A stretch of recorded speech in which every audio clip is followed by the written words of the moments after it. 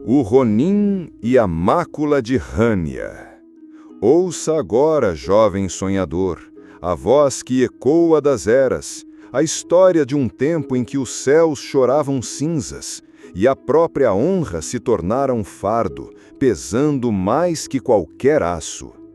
Permita que as palavras de um velho mago guiem sua mente aos domínios distantes de Yamashiro, uma terra onde a beleza ancestral se curvou sob o peso de uma maldição antiga, uma chaga que se alastrava como a própria noite. O ar ali era denso com lamentos não ditos e a promessa de um sofrimento interminável. Era uma vez, no coração de Yamashiro, um samurai cujo nome, outrora reverenciado em sussurros de admiração, fora manchado pela ignomínia mais profunda. Kaito, o Lâmina Silenciosa, era um guerreiro forjado na disciplina férrea do Bushido, a quintessência da retidão e da lealdade.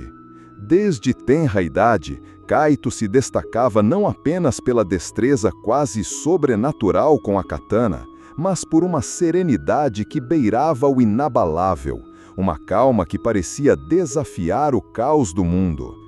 Sua figura esguia e seus olhos profundos, que guardavam a quietude de um lago nas montanhas, contrastavam com a intensidade de sua arte.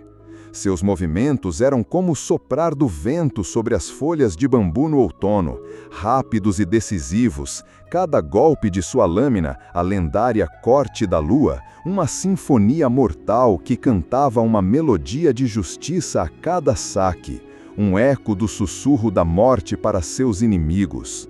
Os camponeses do clã Kageyama o veneravam como a um deus. Os jovens guerreiros sonhavam em seguir seus passos, e até mesmo os anciãos da corte, com suas rugas de sabedoria, reconheciam a aura de predestinação que o envolvia, a promessa de um futuro grandioso. Contudo, o destino, como um rio traiçoeiro e implacável, mudaria seu curso drasticamente.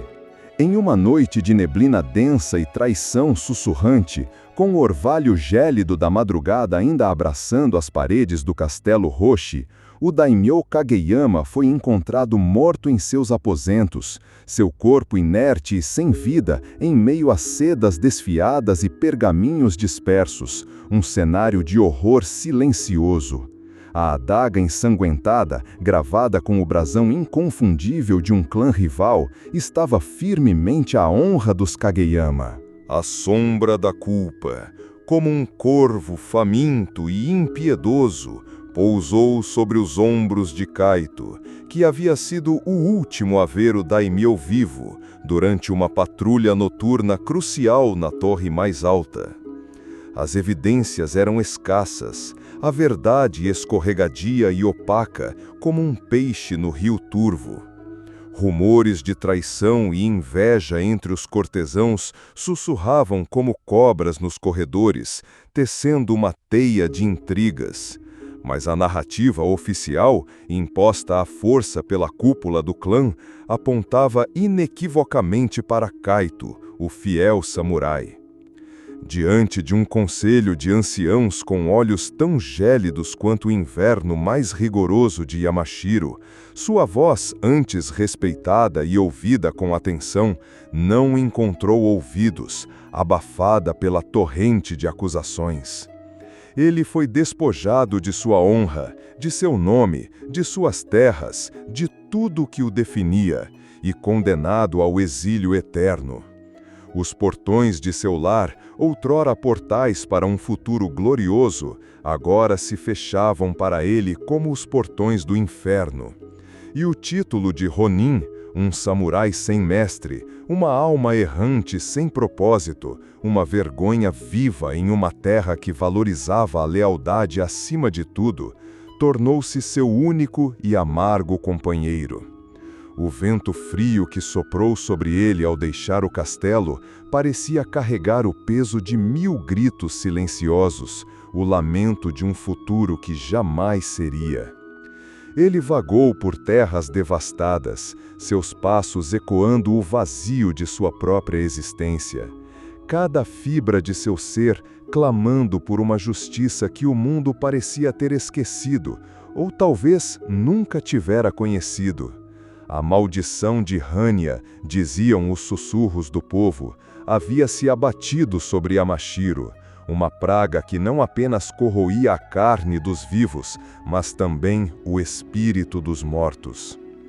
Rios, antes veias de vida que serpenteavam pelos vales, haviam se transformado em correntes pútridas e lodosas, seu leito infestado por criaturas disformes e pestilentas. Florestas, outrora santuários de serenidade e beleza, tornaram-se pântanos de desespero e gritos abafados, onde a luz do sol não ousava penetrar. Kaito sentia a podridão no ar, o cheiro metálico e enjoativo de morte e a fragrância doce e nauseabunda da esperança desvanecendo-se a cada brisa. O solo rachava sob seus pés, como a própria alma de Yamashiro se partindo em pedaços, revelando as feridas abertas de uma terra moribunda. As aldeias que encontrava eram meras cascas de civilização, fantasmas de outrora, habitadas por sombras famintas e olhares vazios. Crianças cujos olhos perdiam o brilho da inocência antes mesmo de saberem o que era o mundo. O sol, antes um farol de vida e prosperidade, parecia agora um olho pálido e distante, observando a lenta agonia de um mundo que se recusava a morrer por completo, mas que também não conseguia viver plenamente. Ele buscava um propósito, um facho de luz em sua noite perpétua de desgraça. Mas cada amanhecer trazia consigo apenas mais tons de cinza, mais promessas quebradas, mais lamentos. A cada milha percorrida, a paisagem se tornava mais distorcida, as árvores retorcidas como dedos esqueléticos de um gigante adormecido, suas copas nuas arranhando um céu cinzento e opressor. O silêncio era interrompido apenas pelo lamento lamurioso do vento, que parecia chorar pelos mortos e pelos vivos, e, ocasionalmente, por um sussurro horripilante, quase inaudível, que parecia vir da própria terra, das profundezas do inferno, chamando-o para a escuridão. Os rios, antes límpidos e cristalinos, agora arrastavam carcaças inchadas de animais e lodo escuro, refletindo um céu eternamente nublado, sem estrelas para guiar os perdidos, sem lua para consolar os solitários. Kaito sentia o peso de sua desgraça como uma armadura de chumbo, mas também a crescente indignação pela visão daquela terra moribunda, uma fúria silenciosa que começava a acender uma chama em seu coração. Em uma de suas andanças mais desoladoras, ao passar por um vilarejo encravado entre colinas outrora verdes e vibrantes, que agora se agarravam à vida por um fio tênue de teimosia, ouviu os choros estridentes e desesperados de um grupo de camponeses. Eram lamentos que cortavam o ar, de mães que perderam seus filhos para a peste, de pais que viram suas lavouras secarem e suas esperanças murcharem. Eles buscavam um espírito maligno, um Oni temível, que descia das montanhas distorcidas, uma criatura de pesadelos que era um flagelo para todos, roubando a esperança e levando consigo as crianças, deixando para trás apenas o fedor de enxofre, o rastro de destruição e uma marca disforme, como uma queimadura em brasa na testa das vítimas. Embora seu coração estivesse pesado, uma pedra bruta em seu peito, Kaito sentiu um lampejo de sua antiga honra, um resquício daquele que outrora protegia os inocentes com a própria vida, um dever esquecido que clamava por ele. A visão da desgraça e do desespero nos olhos dos camponeses acendeu uma brasa esquecida em sua alma, um fogo que, embora fraco, recusava-se a apagar por completo. Ele se aproximou, sua figura imponente cortando o ar pesado. a silhueta de um lobo solitário que havia perdido sua alcateia, e se ofereceu para caçar a criatura. Ele não buscava glória, pois ela já não existia para ele, mas um vestígio de seu antigo eu, por uma última chance de ser útil em um mundo sem propósito, de encontrar significado em sua própria desgraça. Os camponeses, descrentes e temerosos, com os olhos fixos na espada e no quimono surrado do Ronin, tentaram dissuadi-lo. A maldição de Hanya é implacável, Ronin, sussurrou uma velha com olhos fundos como poços secos, sua voz um fiapo de alento. Nem mesmo os mais bravos samurais retornaram das terras sombrias. Muitos tentaram e muitos foram devorados, suas almas presas na escuridão. Mas Kaito era como a rocha contra a maré mais violenta. A advertência apenas reforçou sua determinação inabalável. Ele partiu, seu kimono surrado farfalhando no vento gélido da manhã, sua katana um feixe de prata pálida na escuridão iminente das montanhas. A trilha para as montanhas era um pesadelo retorcido de vegetação morta, árvores cujos galhos pareciam garras de criaturas ancestrais e névoa densa que se agarrava à pele como um sudário de morte, dificultando cada passo. O ar se tornava mais pesado a cada passo, com um cheiro acre que lembrava a decomposição de carne em putrefação, e os gritos distantes de criaturas desconhecidas pareciam ecoar das profundezas da terra, como almas perdidas em um purgatório eterno. A cada passo, a maldição de Hanya parecia apertar seu cerco, uma teia invisível que tentava sufocá-lo, testando sua resiliência e a pouca fé que ainda lhe restava no mundo. Kaito não podia ver o sol, apenas um brilho doentio através das nuvens carregadas, e a esperança parecia uma miragem cada vez mais distante. No coração pulsante das montanhas, aninhado entre picos que se assemelhavam a presas de um monstro ancestral, Kaito descobriu um templo abandonado, suas paredes tomadas por musgo espesso e vinhas que se retorciam como serpentes ancestrais, abraçando a pedra fria com força. No interior, entre estátuas de divindades esquecidas e incensários vazios que outrora exalavam aromas sagrados, ele encontrou uma velha sacerdotisa, uma figura encurvada e esquálida, cuja pele parecia o próprio pergaminho do tempo, marcado por séculos de sabedoria e dor. Seus olhos, embora quase cegos pela idade e pelo sofrimento, brilhavam com uma sabedoria ancestral, um conhecimento que transcendia o mundano, uma chama bruxulhante que se recusava a apagar. Ela parecia não ter sido tocada pela praga que assola a terra, protegida por um véu de magia antiga que a envolvia como uma mortalha de luz, um resquício de uma era esquecida. A sacerdotisa, com uma voz rouca e antiga como as pedras do templo, revelou a Kaito a verdadeira natureza da maldição de Hanya, um segredo que pesava em sua alma. Não é um espírito maligno qualquer, Ronin, ela sussurrou, a voz carregada de dor e de um sofrimento milenar. Ela contou a história de um ritual esquecido, de um pacto nefasto e abominável entre os ancestrais do clã Kageyama, entidade Hanya, feito séculos atrás para garantir prosperidade e poder inigualáveis, uma glória que ofuscaria todos os outros clãs e mancharia sua alma para sempre.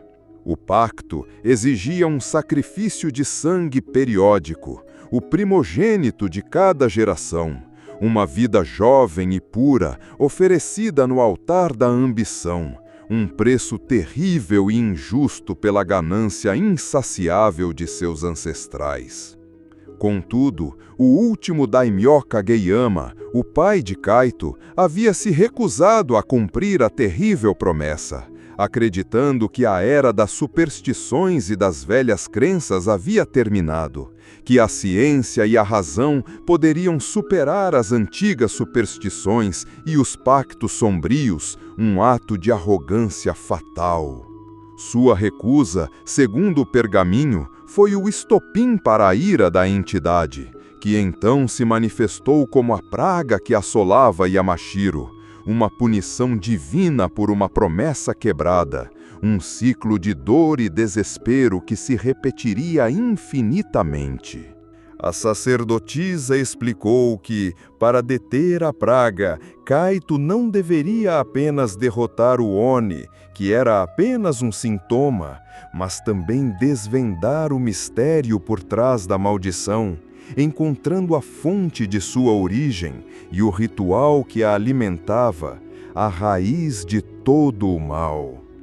Ela o avisou que o caminho seria de sacrifícios incalculáveis, que a honra e a moralidade seriam testadas até o limite mais doloroso, e que a linha entre a honra e a perdição seria tênue como um fio de seda, quase invisível. Sua honra perdida não é o fim, mas o início de sua verdadeira jornada, ela concluiu, entregando a ele um amuleto antigo, uma pequena imagem de um dragão esculpida em jade escuro, que parecia pulsar com uma energia sutil, quase imperceptível ao toque. Era um símbolo da linhagem Kageyama, um elo inegável com a maldição, uma marca de nascença que o ligava ao seu destino, um destino que agora se revelava cruel. Era um ciclo de sangue e destino, de sacrifício e redenção, e Kaito estava, sem saber, no centro de tudo, o sacrifício final para selar o pacto e libertar Yamashiro. A sacerdotisa, então, mostrou a ele uma caverna oculta nas profundezas do templo, um lugar onde a luz do sol nunca havia alcançado, onde o ar era denso com a presença de séculos de rituais e sacrifícios, um local profano e sagrado ao mesmo tempo. Ali, um altar de pedra antiga esperava o sacrifício final, o local onde o selo para Hannya deveria ser refeito, um lugar imbuído com a energia distorcida da maldição, onde o véu entre os mundos era mais tênue e o poder de Hannya mais forte.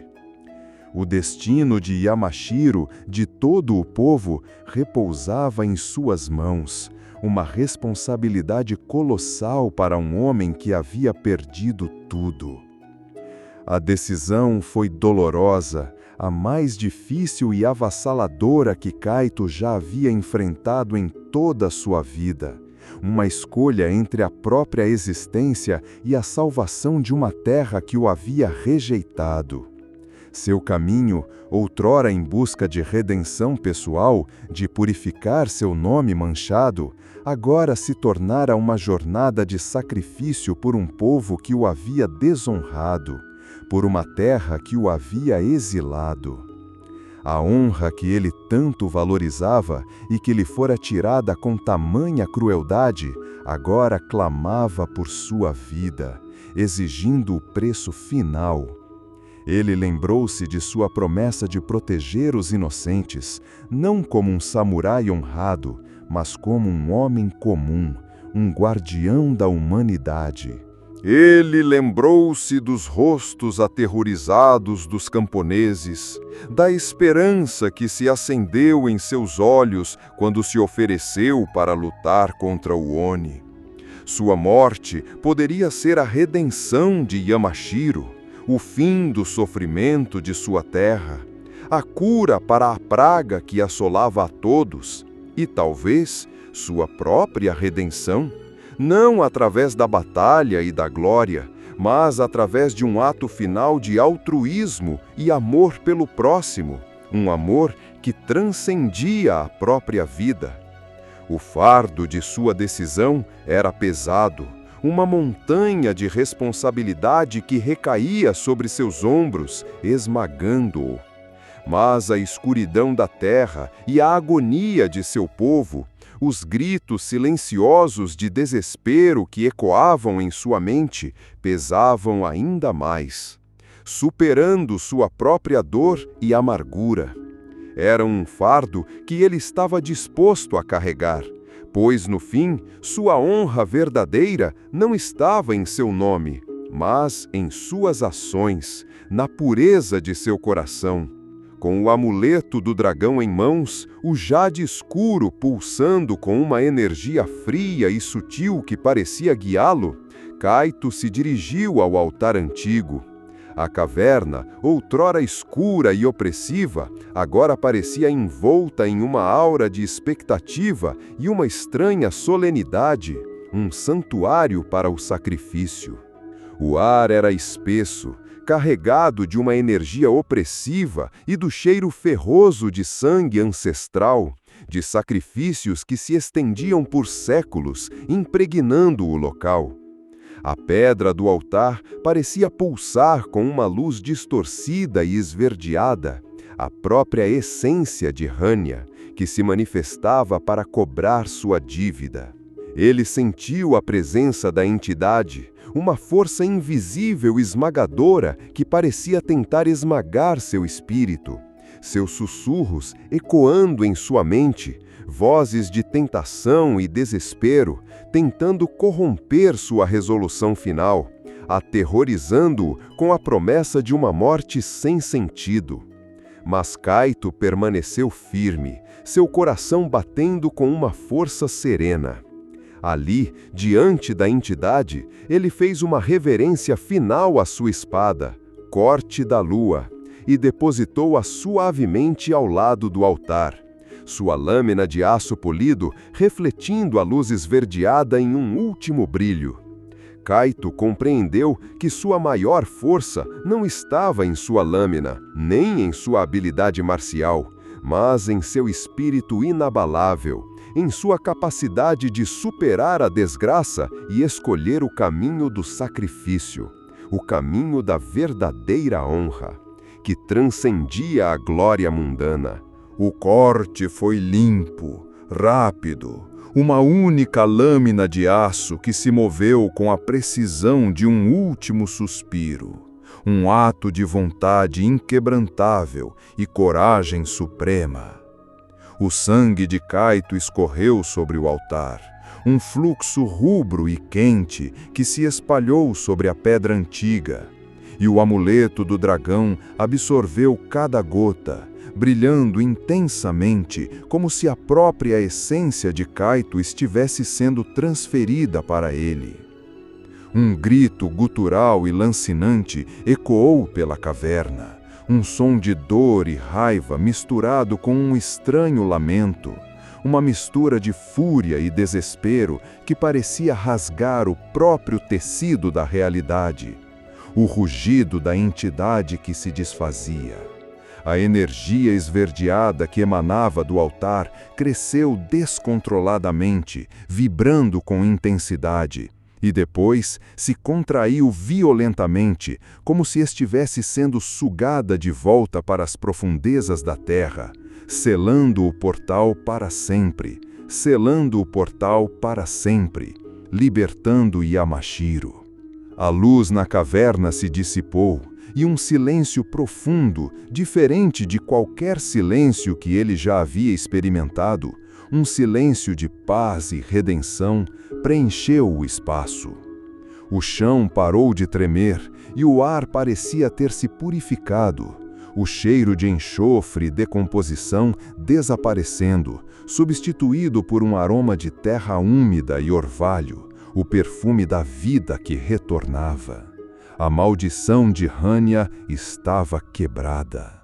Fora da caverna, a névoa densa que há muito cobria Yamashiro começou a se dissipar, revelando um céu que, pela primeira vez em séculos, mostrava um brilho pálido e distante do sol, uma promessa de um novo amanhecer, de um futuro onde a esperança poderia florescer novamente.